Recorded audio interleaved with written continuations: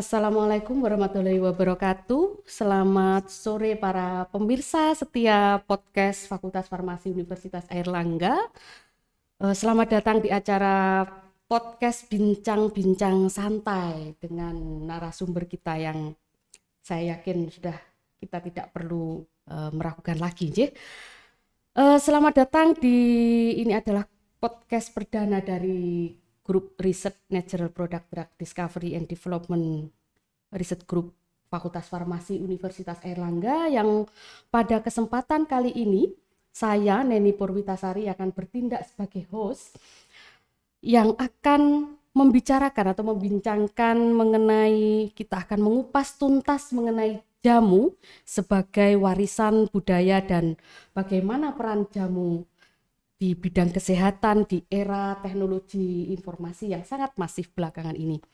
Dan kita akan mengambil tema hari ini adalah yuk minum jamu.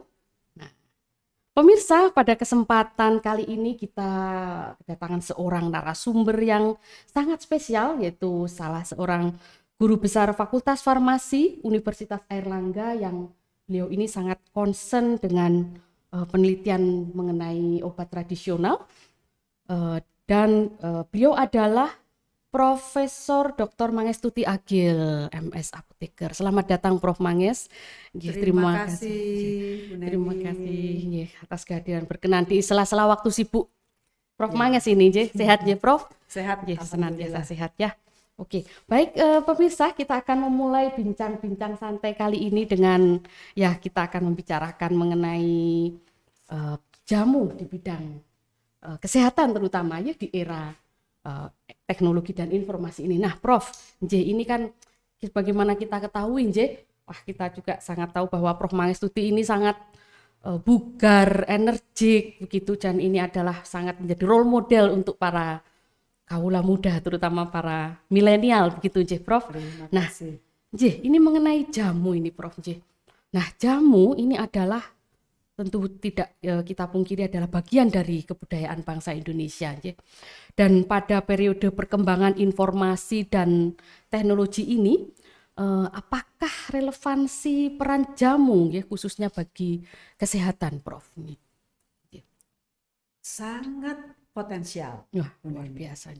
Ya, karena sebetulnya intinya satu, karena memang sudah terbukti secara turun-temurun bahwa ramuan-ramuan yang sekarang ini kita sebut sebagai jamu, yaitu bagian dari pengobatan tradisional Indonesia, itu sudah terbukti secara turun-temurun.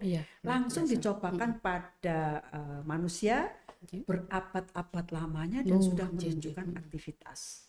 Jadi sebenarnya menjadi lebih mudah bagi kita untuk berada dalam keadaan sehat. Jadi intinya sebenarnya seperti yang saya katakan tadi, berada dalam keadaan sehat. Artinya apa? Jangan tunggu sampai kita sakit baru ingat jamu. Begitu Bu Neni. Karena memang penemuan dulu itu juga utamanya adalah untuk pencegahan penyakit atau mengatasi penyakit-penyakit yang ringan. Bu Neni. Berarti kalau bisa saya simpulkan, sebetulnya mengonsumsi jamu ini harus rutin, Prof. Harus rutin dan kontinu begitu ya. Jadi tidak menunggu kita sakit baru kemudian membuat atau mencari jamu, tapi sebelum sakit ini harus dikonsumsi secara rutin. Demikian ya Prof ya. Betul sekali. Dan sebenarnya itu filosofi yang ada di balik manfaat dari jamu, Bu Neni. Jadi kalau kita minum jamu, kita harus ingat juga bahwa ada perilaku yang menyertai, yaitu rutin, continue tadi ya. Kemudian juga disertai dengan pola hidup tertentu yang menunjang. Betul sekali. Gitu. Jadi memang tidak mudah melawan keinginan-keinginan untuk mengikuti perkembangan kebiasaan-kebiasaan, apalagi generasi muda ya. Betul. Tapi bukan berarti tidak bisa.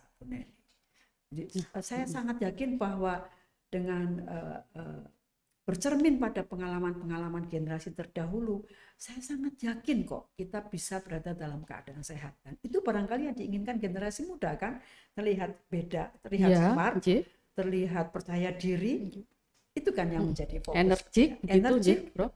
Nah, jadi untuk kawula muda pun sampai di era sekarang sebetulnya masih sangat relevan ya Prof ya. Sangat relevan. Nah, berkaitan dengan relevansi ini Prof J. Nah, dapatkah kita menyamakan ya dengan peran obat tradisional dari negara lain, misalnya dari India dengan Ayurveda, Cina dengan TCM, atau Jepang dengan Kampo, Prof? Bagaimana ini Prof relevansinya Prof? Sangat bisa disamakan.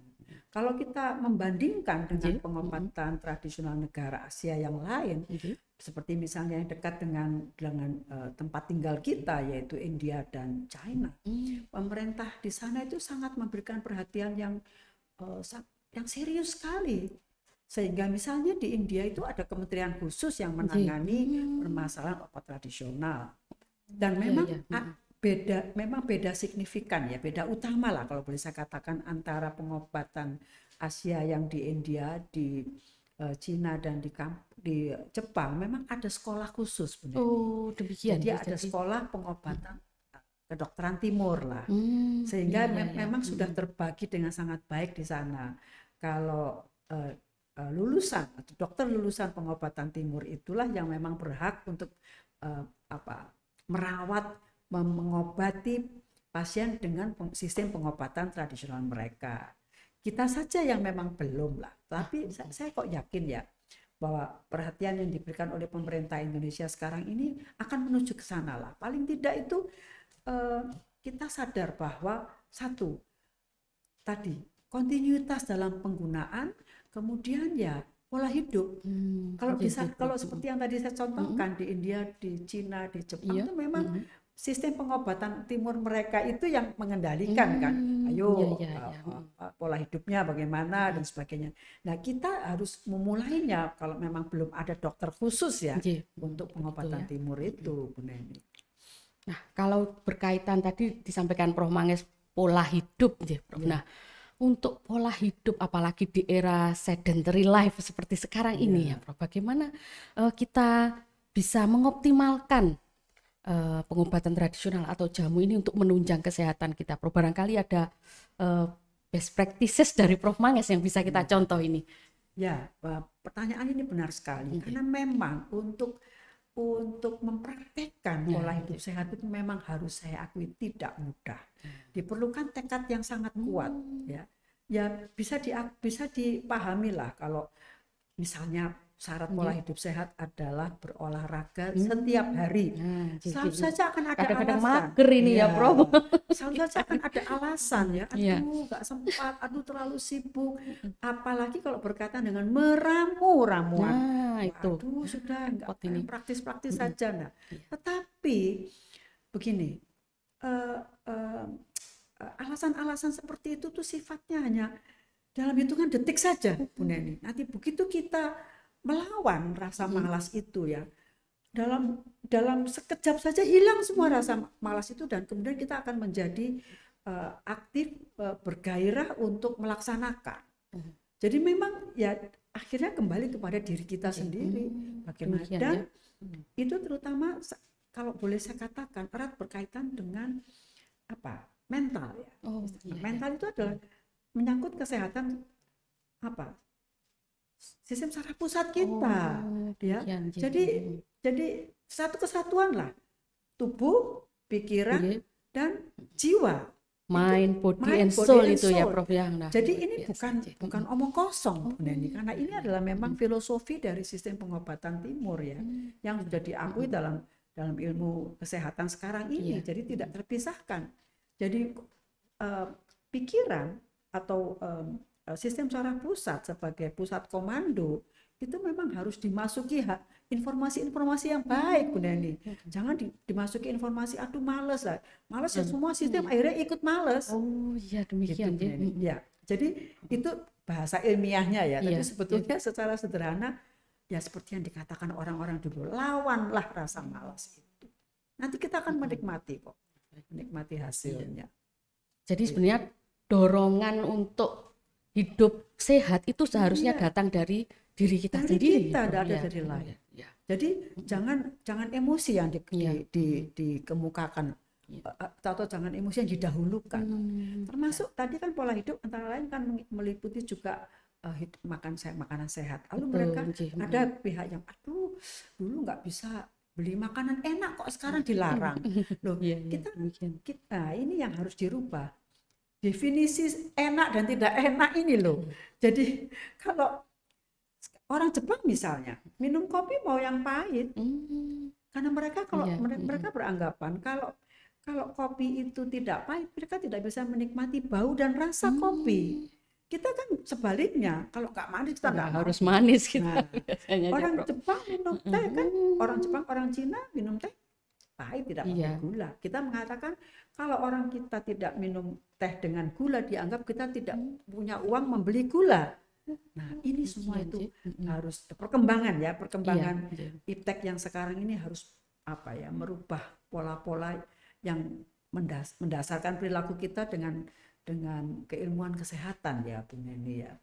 Jadi Nah, ini yang jangan emosi iya, lah gitu. jadi Nah, gini Bu Neni, boleh kok kita makan enak, boleh. Siapa bilang kita nggak boleh makan enak? Saya makan misalnya jeroan, empedu, ayam. Tapi karena saya tahu di situ tinggi sekali nilai nutrisinya. Tapi tentu saja saya tidak mengkonsumsi tiap hari. Ya saya tahu takarannya, saya tahu ya seberapa banyak. Dan kalau saya pada hari itu sudah mengkonsumsi, pasti saya akan menghindari makanan-makanan yang terlalu berlebihan lemak misalnya. Jadi kita begitu saja mengaturnya dan itu menyenangkan. Mengatur begitu itu menyenangkan, Bu Nen. Iya. Nah, jadi sebetulnya kita sendiri yang harus tahu batasan, Prof. Jadi kalau bisa saya garis bawahi bahwa sebetulnya kebutuhan nutrisi itu ya kita harus mulai menyadari dengan aktivitas kita, kemudian dengan usia mungkin ya kita harus mulai bisa mengukur kebutuhan nutrisi begitu, jangan ya karena mungkin sekarang eranya makanan yang serba instan, jadi kita mulai malas untuk mengolah sendiri makanan sehat kita, juga mulai malas untuk apalagi meramu tadi disampaikan Prof. Mangesya untuk membuat jamu yang mungkin menurut kita ribet begitu ya, menurut era generasi muda sekarang itu ya. Nah ini yang perlu kita dorong lagi atau perlu kita tumbuhkan begitu ya, semangat untuk kembali hidup sehat dengan obat tradisional atau jamu tadi. Dan mungkin kuncinya jangan dianggap sebagai beban, fun aja, seneng gitu ya. Atau bukan kita sebut sebagai diet ya, tapi sebagai lifestyle begitu Prof. Ya, lifestyle, betul sekali kata kunci yang sangat baik itu. Jadi kalau kita mengurangi garam, gula itu bukan sebagai diet tapi sebagai lifestyle gitu ya. Benar sekali. Demikian ya. Nah, tadi kita kembali kepada jamu tadi Prof ya. Nah, tadi kan disampaikan bahwa memang sangat relevan perannya ya. Nah, bila memang peran obat tradisional ini di negara Asia ini sangat krusial, apakah ajakan back to nature ini dapat kita jadikan sebagai senjata utama, ya terutama untuk membujuk masyarakat agar tetap minum jamu atau bahan herbal lainnya itu yang ada di sekitar kita, Prof? Apakah ini masih relevan, dengan ini? Sangat relevan. Jadi nature itu kan berarti alam yang ada di sekitar kita ya. Betul. Ya. Jadi apalagi kalau kita melihat secara sekilas ya negeri kita, apa yang tidak tumbuh di negeri kita bermacam-macam, sehingga kita bisa sangat tergantung kepada apa yang ada di sekeliling kita. Jadi bahkan terbentuknya ramuan-ramuan jamu itu juga berasal dari apa yang ada di sekeliling kita kan sebetulnya. Jadi misalnya begini ya, yang saya maksudkan. Barangkali kita semua ingat atau tahu bahwa daun salam sebagai contoh. Ya. Daun salam itu tidak ada dalam ramuan jamu kita, ya. Tapi orang menggunakannya untuk sebagai salah satu bumbu masakan tradisional Indonesia. Nah, kemudian ilmu pengetahuan mendukung penggunaan yang namanya herbal daun salam ini untuk membantu upaya mencapai keadaan sehat. Ya sudah, nggak usah itu dikatakan sebagai jamu, ya sudah.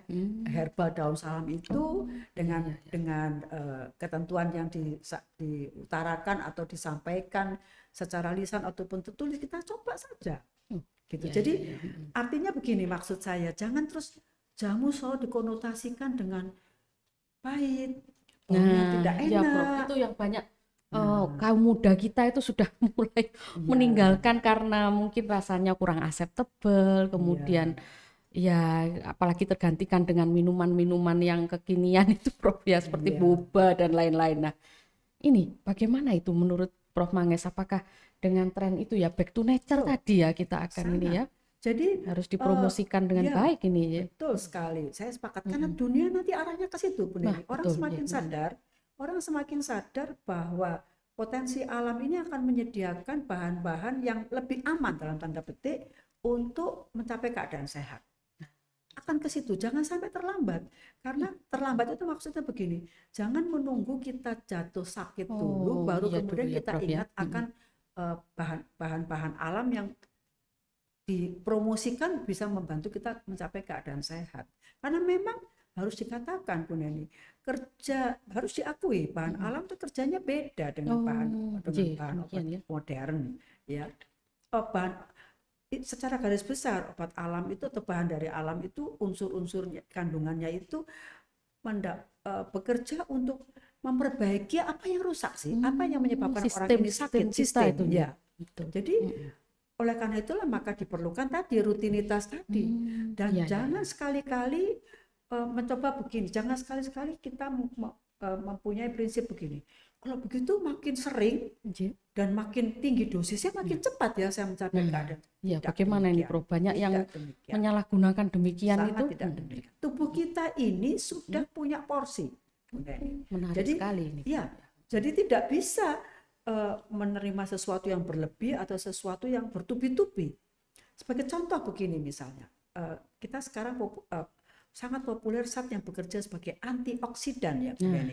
Antioksidan itu adalah zat kimia zat yang berfungsi untuk mencegah terjadinya kerusakan sel akibat molekul-molekul yang memang liar yang merusak. Nah, tubuh kita tuh punya Bu Neni antioksidan. Jadi tubuh kita tuh luar biasa, semua semua sudah diantisipasi. Proses apa, keluarnya lewat mana, semua sudah. Tetapi lah ini pola hidup kita yang membuat kita berlebih radikal-radikal bebas yang memerlukan antioksidan dari luar, Bu Neni. Jadi kita perlu tambahan dari luar karena kondisi hidup kita.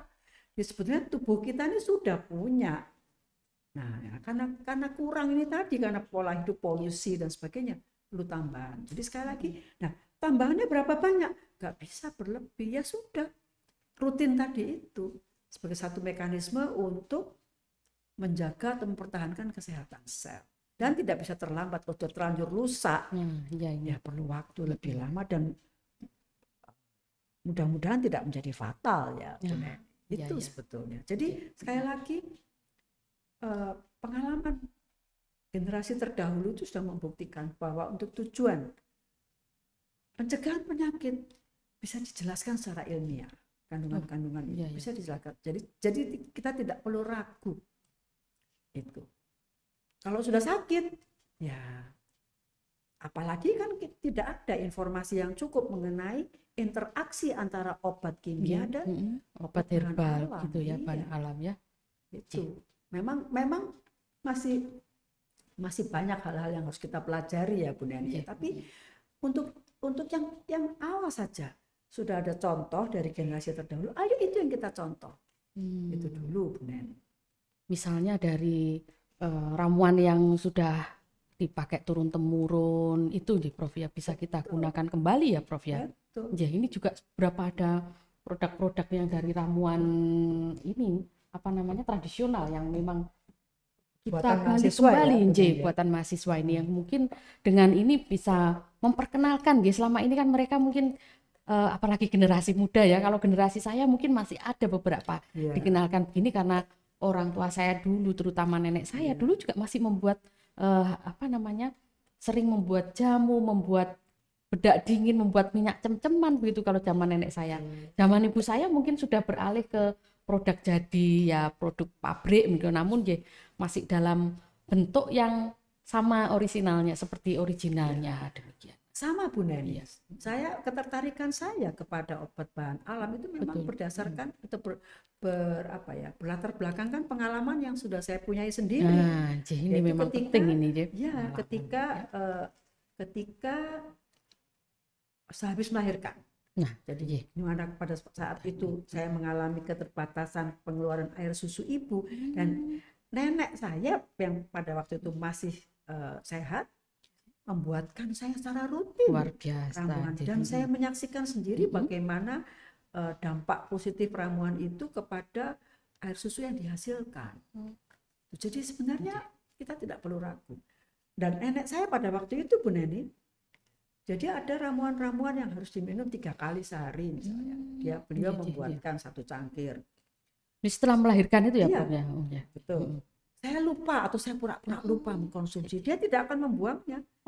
Dia biarkan saja sampai saya minum walaupun sudah sore hari. Jadi sedemikian hebatnya konsistensi beliau dan keyakinan beliau bahwa minuman ini akan membuat orang yang sehabis melahirkan akan lebih cepat sehat kembali karena dia punya tanggung jawab selanjutnya akan membesarkan anak yang baru dilahirkan. Pulih tenaganya, kemudian ya kan otot-otot yang meregang kembali untuk. Dan jangan lupa luka ya. Nah betul ya, saya nggak ingat ini ya. Nah itu memang beda antara yang mengkonsumsi jamu dengan yang tidak. Itu saya sendiri juga merasakan ada perbedaan itu Prof ya. Cuman ya karena kesibukan ini mungkin ada yang jadi kadang-kadang juga pakai, kadang tidak gitu, tapi memang terasa sekali rasanya. Nah, Prof, ini kan kita nggak hanya di Indonesia ya, tren back to nature ini ya. Ini juga yang saya tahu di beberapa media massa, apalagi sekarang zamannya medsos, ini tren dunia ini rupanya juga menuju kembali ke nature tadi, back to nature gitu. Jadi fakta bahwa masyarakat dunia ini mulai beralih atau mulai lebih percaya pada penggunaan bahan alam ini khususnya herbal ini ya, menjadi sesuatu fenomena yang bisa mengantarkan manusia pada keadaan sejahtera jasmani dan rohani. Nah, menurut Prof Manggis bagaimana dengan ungkapan ini? Saya sangat sepakat. Saya ingat sekali beberapa informasi yang saya peroleh dari buku yang saya baca dan itu saya rasa masuk akal bahwa makin dini kita memperhatikan kesehatan organ-organ tubuh kita atau kesehatan tubuh kita secara umum, maka makin mudah bagi kita untuk mencegah penyakit. Jadi dan pertama itu ya makin dini. Nah, sekarang sudah ada ramuannya, sudah ada obatnya. Kenapa tidak kita mulai sedini mungkin? Dan itu akan membantu kita untuk seperti tadi mencegah kerusakan sel yang tidak terkendali, mempertahankan fungsi organ-organ tubuh kita secara baik, lalu seperti yang kita sukai sekarang mengendalikan proses penuaan. Ini sedang tren sekali ini Prof, anti aging ini. Anti aging itu kan nggak bisa orang Jawa bilang sakdet saknyet toh. Proses kan. Nah, saya yakin kita sudah ada dari WHO ya kalau nggak salah atau UNICEF saya lupa untuk Sustainable Development Goals masyarakat dari UN ya masyarakat yang sejahtera jasmani dan rohani. Saya sangat yakin termasuk kalau rohani ya ini santai Bu Neni, rohani apa ya, kenapa kita tidak bisa sehat? Bukankah kita mencium bau-bauan yang wangi dari minyak atsiri, essential oil yang sudah menjadi bagian dari kehidupan kita yang ada pada tanaman-tanaman aromatik yang ada di sekeliling kita. Itu coba Bu Neni kalau di kebunnya punya tanaman yang berbau harum, masa begitu masuk pekarangan rumah merengut? Kan tidak mungkin kan? Pasti akan ceria, gembira. Masuk rumah rangkaian sedap malam dalam vas bunga membuat kita gembira. Gembira itu kunci Bu Neni. Kunci apa? Panjang umur. Nah, jadi memperbaiki mood begitu. Betul, sehat. Ya, mood itu kunci untuk mendapatkan kesehatan yang lain kan Bu Neni. Jadi ya kesehatan body, mind and soul tadi ya bisa kita peroleh ya dengan ya berarti tidak hanya dengan minum atau dengan oral tapi bisa juga dengan luar biasa ya, aromaterapi Dan juga sangat mudah, membantu ya. mudah sekali dan Nggih. menyenangkan. Tadi Betul. Bu Neni mengatakan jamu rasanya pahit, Nah, baunya tidak nggih. enak. Sekarang oke, kita berikan yang aromatik, Betul. harus senang dong. Betul sekali. Iya. Iya toh. Tapi aromanya yang alami je Prof untuk Aroma memberikan alami jamu. pasti. Ya, nggih. Jadi kalau kita masih memperdebatkan antara aroma alami dan aroma yang tidak alami, mungkin tidak akan selesai ya. Tapi bahwasanya seperti halnya komponen-komponen jamu yang lain, wangi-wangian itu juga adalah kumpulan bahan-bahan senyawa-senyawa kimia yang sangat kompleks, bekerja bersama-sama memberikan energi sehat kepada tubuh kita. Jadi kalau dia tidak alami, mungkin tidak sekuat energi yang alami itu, Bu Nen. Nah, ini rasanya perlu kita bahas satu sesi lagi nih, Prof, masalah aroma alami ini ya, karena ini sangat luas nih, Prof ya. Luas sekali. Ya, mungkin insya Allah next kita akan mengadakan sesi khusus untuk khusus untuk membahas ini, Prof. Nah, ini tadi kita sudah membicarakan mengenai fungsinya jamu, kemudian juga manfaatnya secara ilmiah untuk kesehatan kita, bagaimana cara kita untuk mendorong diri kita, mendorong generasi kita. Nah, bagaimana ini Prof untuk sosialisasi minum jamu ini Prof, sesuai judul kita tadi yaitu yuk minum jamu. Terutama ini ya, terutama di kalangan generasi muda atau yang kita sebut sekarang itu generasi milenial ini Prof. Bagaimana ini? Karena generasi muda ini kan tadi disampaikan Prof kita tuh harus lebih dini untuk mengenalkan atau mulai untuk mencegah daripada mengobati, jadi jangan sakit dulu. Nah, berarti harus dimulai dari generasi muda ini Prof. Nah, menurut Prof Manggis bagaimana ini keberhasilan ajakan minum jamu ini, langkah konkretnya bagaimana Prof? Saya jadi teringat ya Bu Neni ya, ada mahasiswa kita dulu, mahasiswa internasional ya, kelas internasional dari Malaysia yang menceritakan ketika kami berdiskusi mengenai khasiat bahan alam itu menceritakan mengenai kebiasaan mereka mengonsumsi daun yang dalam bernama lokal pegagan. Saya sangat terkejut dari Kuala Lumpur ya mereka ya, dari Malaysia. Saya sangat terkejut. Saya katakan bagaimana Anda mengetahui pegagan? Apa jawaban mereka? Orang tua. Jadi orang tua mereka yang melakukan terlebih dahulu kebiasaan itu dan kemudian memberikan pengertian kepada anak-anak mereka bahwa kalau mengkonsumsi pegagan Anda akan menjadi lebih smart, akan menjadi lebih percaya diri, akan menjadi, istilah kita itu apa itu? Tell me, telat mikir, karena aware. Jadi alertness-nya itu menjadi lebih terjaga. Dengan pegagan tadi ya? Betul. Berarti ada fungsi-fungsi pegagan yang memang untuk ke arah pada brain. Ya. Nah, itu sebetulnya analogi dari menjawab pertanyaan Bu Neni tadi, ya dimulai dari orang-orang tua kita. Betul. Pak Jokowi, Bu Neni. Nah, ya beliau juga rajin minum jamu, dia punya ramuan khusus ini. Iya, coba kita ke Solo, pedagang-pedagang jamu yang jamu ontel itu selalu akan memamerkan, Bu, nunjuk jamunya Pak Jokowi. Loh, jamu apa itu Pak? Coba Anda Google, pasti ketemu resepnya Pak Jokowi. Itu role model ya. Jadi sampai menjadi trademark gitu ya Prof ya. Jadi bagaimana kita juga berpikir selalu ya, bagaimana agar jamu ini sudah menjadi bagian dari gaya hidup semua generasi lah. Di samping juga tentu pemerintah ya, peran pemerintah ya, yang sangat krusial sekali ya, memberikan suasana yang menunjang lah ya untuk berkembangnya kebiasaan minum jamu ini. Bahan-bahannya ada semua kok. Bahannya ada, resepnya ada. Iya. Cara membuatnya tidak repot kok. Nah, jadi saya sangat yakin kita bisa. Dan jangan lupa tadi kan Anda menyebutkan medsos. Apa yang kita tidak punya sekarang? Iya, betul sekali Prof ya. Mudah sekali jangkauannya. Ya, terutama sebenarnya sekarang sudah mulai muncul sih keinginan para muda ini untuk kembali karena mereka juga tahu manfaatnya. Lagi-lagi dari medsos juga Prof, dan mungkin kita juga harus mensosialisasikan begitu, karena kalau tidak kita mulai juga, ini generasi muda ini jadi kehilangan apa ya, jadi diri bangsa aja, karena jamu ini adalah sangat jadi bagian dari budaya warisan budaya bangsa, jangan sampai diambil negara lain, demikian ya Prof ya. Dan jangan lupa Bu Nen, tadi kan dikatakan jamu itu pahit. Nah, bagaimana ini Prof? Banyak jamu yang enggak pahit, iya. yang rasanya enggak enak, yang baunya enggak banyak.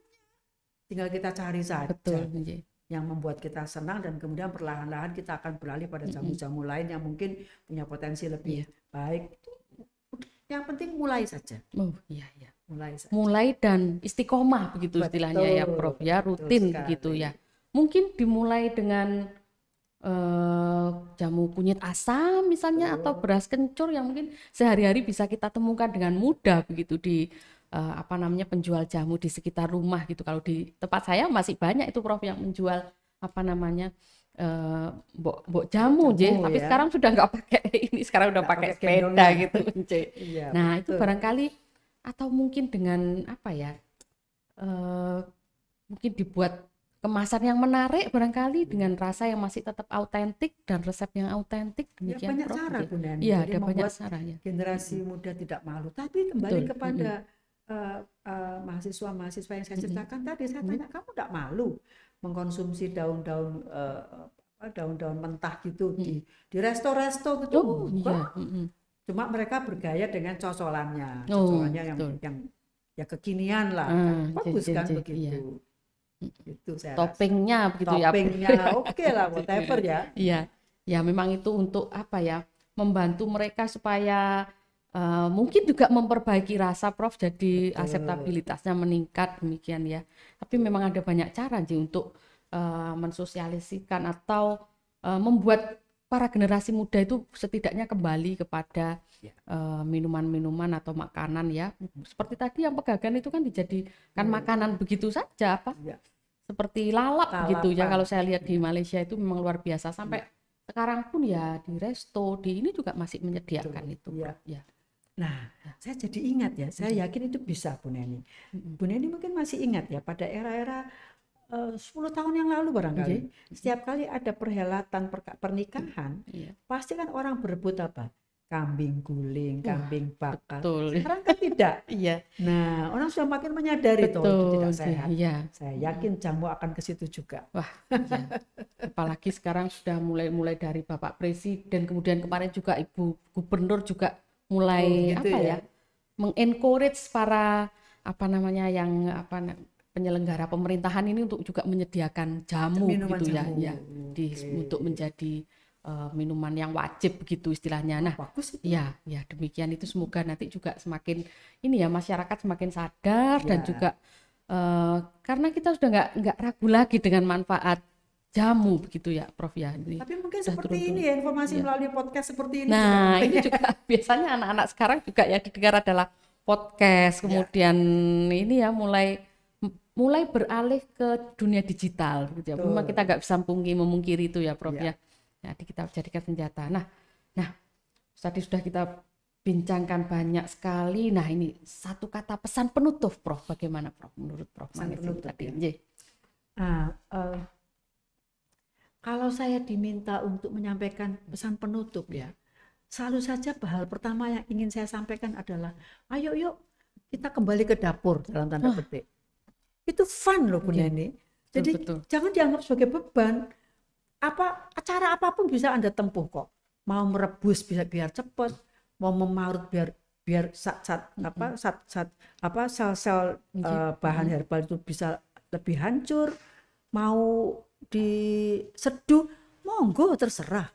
Cuma bedanya saja kalau misalnya hanya diseduh, mungkin zat kandungannya tidak terlalu banyak yang bisa kita nikmati. Kalau direbus mungkin lebih banyak. Hanya itu saja. Jadi tidak repot.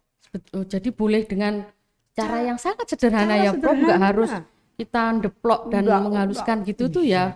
Oh ya, bisa dimulai dengan merebus ya Prof ya. Dan yang lebih fun tentunya akan fun juga kalau kita kan suka kan kita ke pasar pilih bahan-bahan yang bagus. Iya. Ini juga kan sekali. Kalau buat kita tuh semacam healingnya atau refreshing begitu ya Prof ya, dengan ke dapur. Apalagi kalau punya tanaman sendiri seperti gardennya Prof Manges ini. Wah, luar biasa. Jadi saya tiap hari Bu Neni memetik daun pegagan. Wah, tumbuh subur ya di sini, sangat subur. Luar biasa. Jadi saya petik, kemudian dicucinya dicuci bersih dengan air garam cukup, dan kemudian malam hari saya gunakan sebagai lalapan. Dan itu wajib, ya wajib. Rasanya bagaimana, Prof? Nggak ada, dia biasa rasanya ya. Cuma memang ada yang sementara yang mengeluh seratnya kasar, ya, tidak sehalus misalnya bayam, ya tentu saja lah.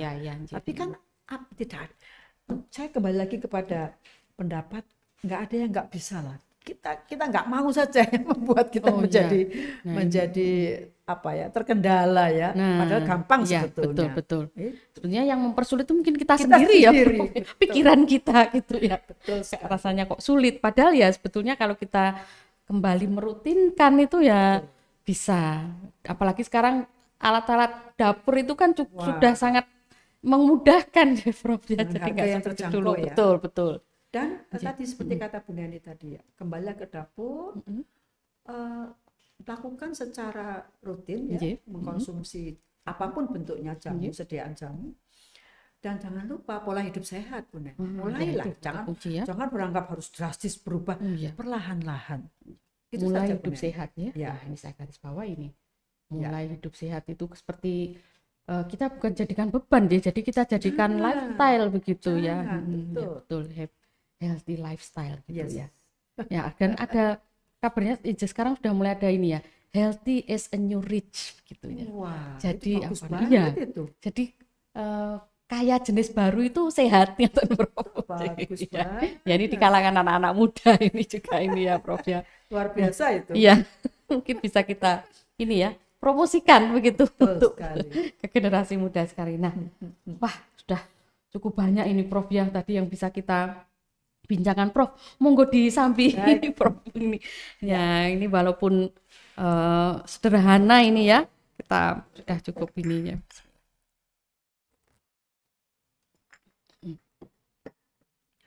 Baik, ini akan saya highlight tadi yang kita bincangkan ini ya, Prof ya, walaupun santai ternyata ini daging semua ini, Prof ya, luar biasa. Walaupun ini ya dengan kesibukan Prof Manges yang sangat luar biasa ini ternyata berkenan untuk menyempatkan waktu begitu. Nah, baik dari perbincangan kita tadi, kita ini mau dikoreksi nanti, Prof ya. Jadi ini ternyata jamu ini yang telah menjadi bagian dari kebudayaan bangsa Indonesia ini harus kita lestarikan dengan melestarikan filosofi jamu, yaitu selain memperbaiki pola hidup, kita juga harus memperbaiki rutinitas tadi, Prof, terutama ya. Jadi jangan menunggu sakit untuk mengkonsumsi jamu atau herbal ini, tapi dengan rutin sebelum jangan menunggu sakit ya, sebelum baik mencegah daripada mengobati, ngaten Prof. Nah, terus sebetulnya perhatian dari pemerintah juga sangat kita perlukan, namun dengan adanya berbagai ini ya, kebijakan pemerintah akhir-akhir ini sudah Prof Manges sangat yakin bahwa suatu saat kita akan tercapai ya, bahkan mungkin akan bisa mempunyai ini khusus seperti negara-negara Asia yang lain, dan ini sebetulnya ternyata sangat mengglobal seperti itu, Prof. Trend back to nature ini ya. Dan kemudian selain memperbaiki pola hidup, baik itu makanan sehat, kita juga tetap harus berolahraga, terutama ya bagi kita yang mungkin hidupnya banyak duduk begini ya, Prof ya. Ya, ini memerlukan tekad yang kuat dari kita, dari sendiri ya, bukan dari orang lain. Ini tetap harus tekad kuat dari diri kita.